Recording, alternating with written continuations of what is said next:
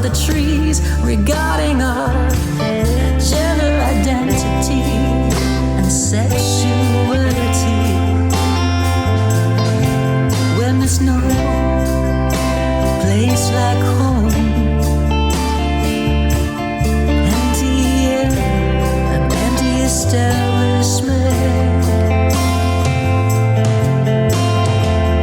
Friends with Dorothy, fighting for your civil rights.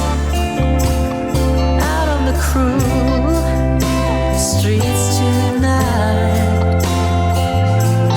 I'm back down here at the Outhouse in Dublin, and I am joined by our good friend Oisin O'Reilly, who is the CEO, and our new friend Graham Turner, who is the librarian down here. So welcome, guys. Thanks, Phil, for coming back. Yeah. Oisin, I want to just start with yourself. The library, I would describe it as one of the better kept secrets of the LGBT plus community. Now, we don't want to keep it a secret, that's why we're here today. What's the history of it? How long has it been here? Well, the library is here as long as the centre is. Has and it? before it came to 105 Capel Street, it was in South William Street in our original premises. Okay. But part of the collection of the library here actually traces its origins back to the Hirschfeld Centre. Okay. And would have been on its shelves during its lifetime as well. So many of the books that are here have been part of the community and activism for nigh on 4 decades now. Mm-hmm. Who do you know who started it? Maybe. Unfortunately, I don't. And if anyone does know, I would love to hear the story. You know, there's so much of our history that isn't documented in many ways, and but it was definitely started within the Hirschfeld Centre, and then it ended up with the NLGF. Or NXF as it's now known, and it was donated as a collection in the late 90s to Outhouse. Yeah, well, I think we all agree on this that libraries, they're not static. They're a movable feast and an evolving entity in that regard. So, well, it is, but I suppose in some ways I think the library here has, like as you say, it is a well kept secret, but it's also a collection that we haven't tended as well as we should in terms of allowing it to evolve and grow. And I think one of the challenges is that while we've a really rich collection of literature, academic works and personal narratives, and historical text as well, much of the materials here, they're not just books, they're artefacts of activism over 4 decades that have played a very crucial role in growth and evolution. But I think it's also important for us to acknowledge that many of the concepts and our ideals that are held in these books will be outdated by our modern understanding of activism and our community and our lived experiences as well. So there's a point here where I suppose we're at a point of evolution and change in the library, and while holding on to those artefacts is important, we're very much have our eyes set on the future and what we want to be adding to the collection. So there, for listeners and viewers, it's part library, part archive. Yeah, it is in a way, and like there are certain elements of what we hold in the library's collection that aren't open to the public. Okay. So, for example, we would have a first edition of the first GCN, for example, which is obviously a very important piece of history and ephemera to have. So we don't have that on the shelves, and we have a couple of other artefacts that have been left to or donated to the library by members of the community that maybe speak to or recognise a piece of history. And again, they're not on the shelves here. Okay.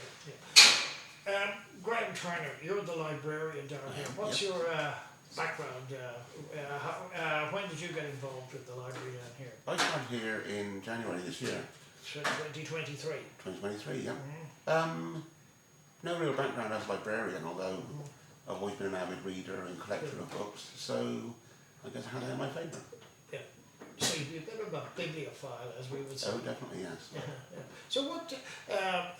I mentioned it to Oisin, and I only discovered that there was a library down here when I went out to South Dublin County Council, and they have not only do they have a great library, but they also have a great commitment to LGBT support. And that's how I found out about it. I think one of the people there was one of your predecessors. So what persuaded you to come down here, Graham, and shall we say, support the community? Well, I was actually placed here as part of a CE scheme. Join the club. Not here, but I was one Right. too. And to be honest with you, it's a role that seemed quite attractive to me, as you say, bibliophile. So I wasn't going to pass up the chance to work with books and also to learn about, say, a part of society I didn't know very much about at the time. And I've quite enjoyed, I still do quite enjoy working here. Sure. What's the, if you like, the role of the CEO and the librarian? Do you basically have an overseeing role, or do you have what I would call a strategic role in the maintenance and promotion of it, Oisin? Yeah, I suppose my role is very much strategic in looking at the needs of the community and how the library best serves the needs of the community, and talking with the trustees about that, and, in the context of strategy. So we're at this point where we're evaluating, what's our collections policy, what are the items and the types of items we wish to be adding to the collection, and we're at that point where we're very clear that the library's function isn't to be an extension of the public library system. Sure. Yeah. We're a niche library, and we want to ensure that our shelves are stocked with stories about queer lives or written by queer people. But it's not the type of library to come to find a cooking book or a gardening book. Sure. So we'll be working on that over the next few months, and we're very excited that we're currently recruiting for facilitators for the Outhouse Book Club, which was, I suppose, warehoused during the pandemic, with volunteers not being available and otherwise. So we're currently looking for 2 or 3 volunteers who are really into their reading and their queer literature to lead the book club here. And the book club is going to start up for December and meet monthly. And I suppose there's an element of maybe getting the book club in place and a group of queer bibliophiles together, so that we have a group that we can talk to about what the collection should be, could be, might be in the future. Excellent. And in some ways my other job is to make sure that the resources are there to sustain it, and that we have talented people like Graham here, to curate the collection and to answer people's questions, and Yeah. Graham, I'm going to come to yourself, back to yourself. Looking around the room here, you've got about 6 very packed not shelves, but cupboards full of bookcases. What's the size of your collection here? And I don't want to tie you down, but you would probably have a couple of thousand books, would you? And the rest, we have roughly 4,500 books here. Splendid. Yeah, that's pretty good, isn't it? It is indeed. Yeah. And one of the things in terms of old libraries, because I grew up in libraries basically, what's the best way for somebody to come in and to find out what you've got? Is there an online catalogue, or is there something that can they search it? How can, I suppose, without coming into the library and looking at the shelves, what's the best way for people to find out what you've got? Through our website, there is the online catalogue there. Okay. Otherwise, coming in, browsing. Now, I work here Monday, Wednesday and Friday, so if I'm around, I know exactly where the books are. I have a spreadsheet with that on it, and I'm intended to have that put up as a poster so that people can find what they're looking for when I'm not around. Yeah. Coming back to, Oisin and I discussed this issue, we all grew up in an era, Oisin probably less so, that particularly you and I, where information came to you from books, and particularly my information about LGBT culture, lives, biographies, all of that, all came through books. Now, how are the younger generation engaging with the library, or is this still largely an older generation that likes the feel of books and likes reading print? No, it isn't. There is an element of, say, young adults, youths coming up here. Is there? Yeah, and I'm looking to interact with colleges and schools in the future to encourage folk to come in. I mean, there's still a lot of book reading out there. Okay. And people need something for, say, a project, or they just feel safer coming in here to read. So it could be, it has an entertainment function and a research function as well. Yeah. Well, we have books covering every LGBT subject under the sun, and that would include, young adult, not just the serious stuff but fictional. And we also have quite a large selection of, say, vampire fantasy, that sort of thing. So to encourage, which has proved quite popular. Coming back to that question of your, if you like, your, I don't say clientele, but your supporters. In my experience, women or females tend to be more likely to read books than generally, particularly younger men.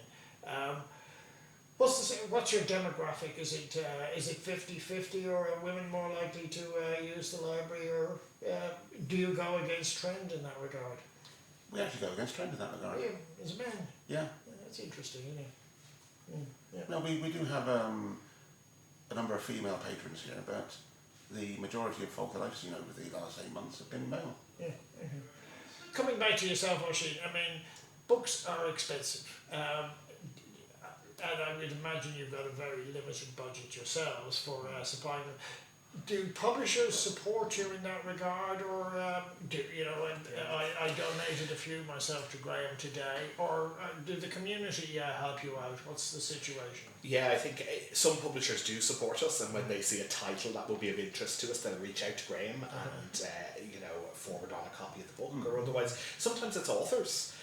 Who are, and I would see in my time here, I've seen more authors come forward than publishers, and I think authors are just a bit more clued in at times to the community.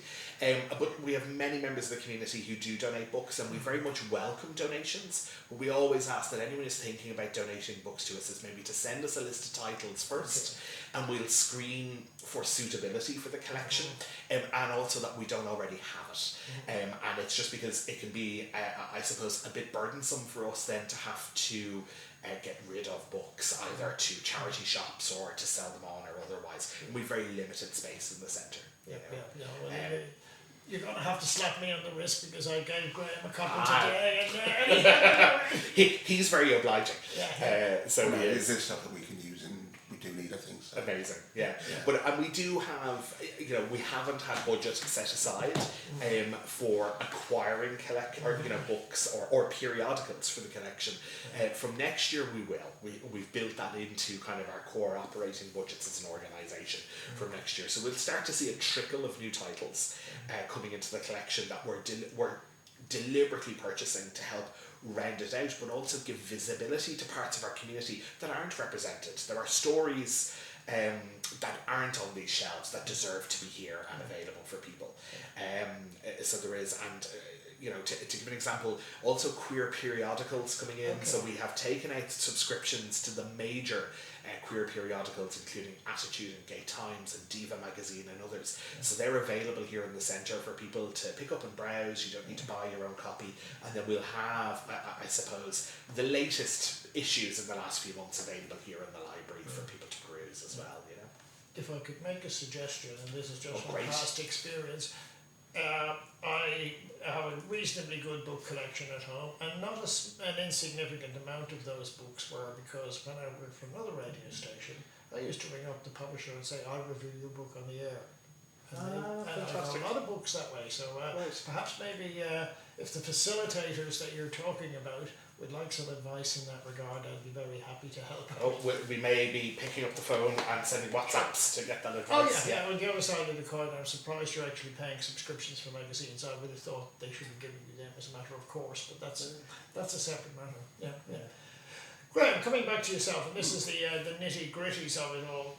Just looking around, and I noticed that you've got one of our favourites there, which is Robert Mapplethorpe. Now, when I was talking to friends out in South Dublin, they say, oh yes, we might have that, but you might have to ask for it. I mean, I'm very pleased to see that you've got somebody like Mapplethorpe, who's controversial in some circles, but should be just standard here.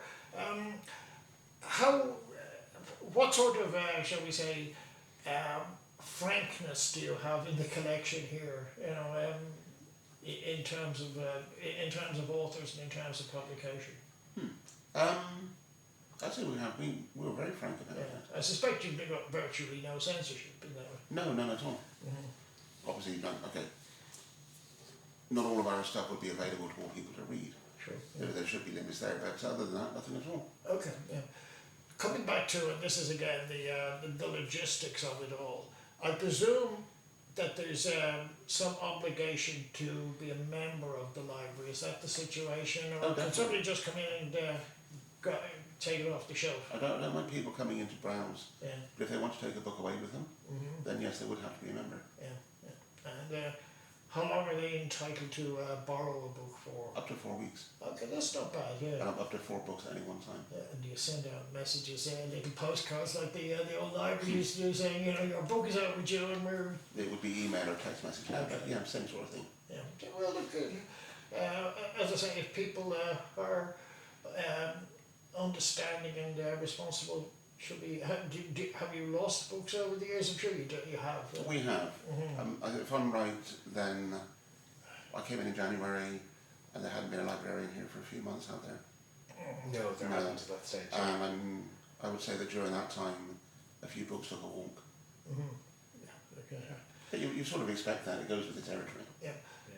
Oisin, you told us you've got plans for December. Tell us about the launch of that, or what's going to be happening there, or should we wait and come back to you on that? Well, for anyone who's interested in joining the book club, you can join the book club on our website now and be added to the email list. As I said, we're looking for those facilitators, and we'll be doing some interviews over the next few weeks, and then we're launching, I think, is it the first Wednesday in December, in the evening time, and it'll be kind of the first Wednesday of the month here in the library, and I suppose the first meeting will be a social occasion for people to get to know each other, talk about, I suppose, books in a general sense, and then for the group to decide what's their first title, that they're reading as a group to come back in the new year. So, we're very excited, and, I've spoken to a few patrons who, I suppose their way of entering the community was through the book club here at Outhouse in the past. So, like, these social spaces are so important to what happens here in Outhouse in creating connection, giving people, I suppose, a sense of self to explore their identities, to make new friends, to connect with culture and literature in a very different way. So we're really excited to see it coming up, and I'm really hoping that maybe there might be a Simone de Beauvoir choice or something like that as the first book. And I'm looking forward to it being maybe my social thing at the centre of joining the book club and coming to for the joy of literature. You know. Are you doing a formal launch, or is it just what's the situation? Oh no, it won't be a formal. We tend not to be too formal about things like this.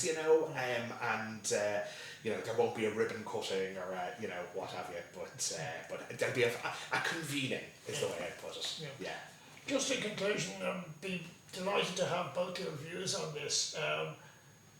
It's one thing with books. What about bringing in authors? You said they were donating their books. What about having the occasional event where an author may come in and read from their work? How do you both feel about that, Graham? I'm good. I mean, that has happened before.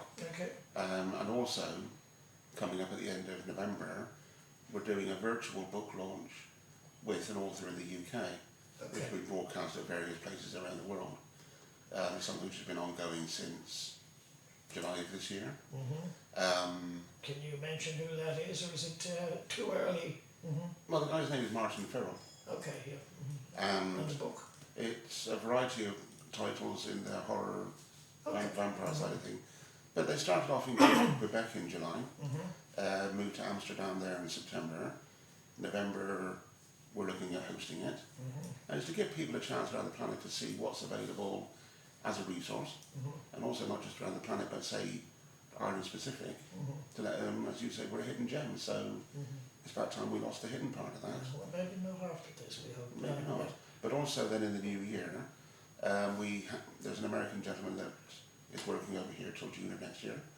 He's a graphic novelist by trade, and he's looking at running workshops, which I'm talking to our events organiser about, as I say, hopefully in the new year.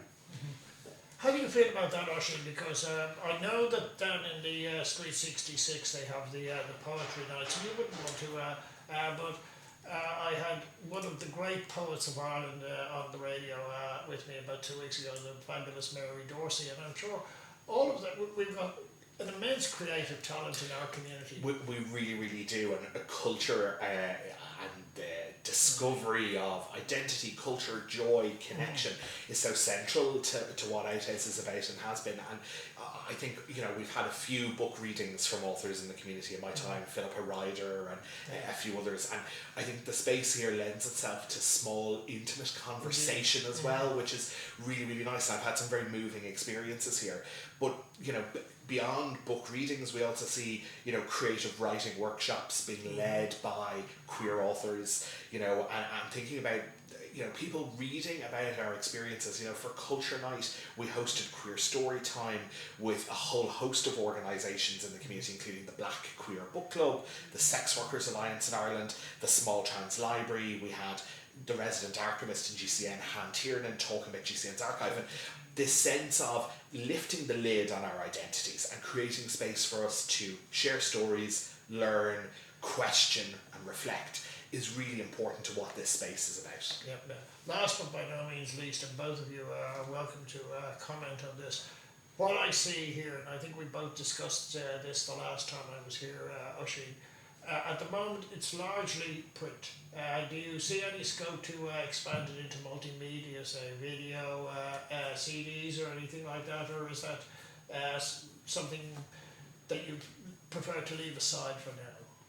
I think for now it's something that we're leaving aside, and it's purely a space constraint. Of course. The shelves are already full, and we have, we fight for desks occasionally and storage space in the building. So while, this sense of preserving history in a way and making it accessible is something we're really looking at, but we have a hard constraint at the moment we can't get around, unfortunately.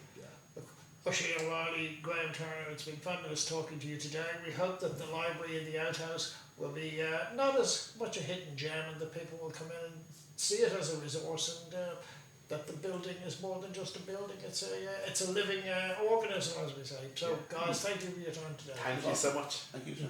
Couldn't see the haunted forest for the trees regarding our gender identity and sexuality.